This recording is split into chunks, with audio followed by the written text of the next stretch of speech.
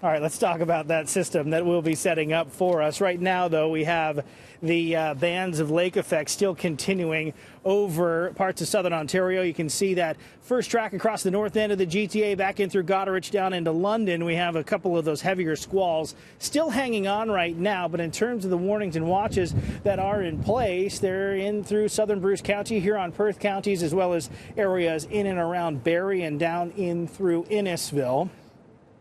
Zoom this out a little wider, we're going to see that next system that is moving in through Winnipeg being sort of the catalyst to open up the faucet to bring in some of the heavier rain to the south. It'll also usher in some of that warmer air as it arrives during the day tomorrow. But it's cold and Arctic air that's over us right now. We're at -7, -18 in Sudbury, and -27 expected there for Moosonee.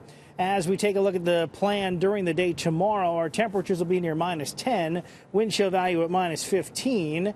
As we hit midday, we're up to about -3, so a quick warm-up on the way into the afternoon, a high of 0 in the forecast with winds out of the southeast 20 to 40 kilometers per hour. Going to likely feel like -5 once we get into the afternoon hours. So we still that tricky system, as we mentioned, for Saturday into Sunday. Travel is going to be the big question mark, especially if you're going north of the city. Significant rain that's going to cause some flooding. Freezing rain with some high winds could lead to some power outages, and then there will be snow for parts of central Ontario likely. It is going to be one of those scenarios where we pick up a month or two's worth of rain over a weekend, and that's why we have the flooding concerns, especially with the ground being frozen. And in addition to the potential for an ice storm for parts of the area, high winds gusting to 70 to 80 kilometers per hour, likely going to lead to some significant power outages as well. So our temperatures tomorrow 0 up to 7 on Friday and 8 degrees on Saturday. Now that'll melt the very top layer of the ground, or at least thaw it out.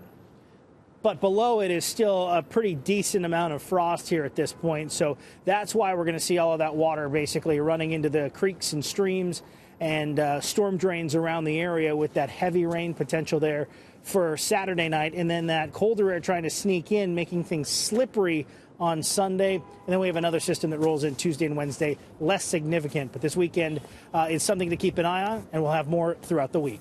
Let's check on your forecast.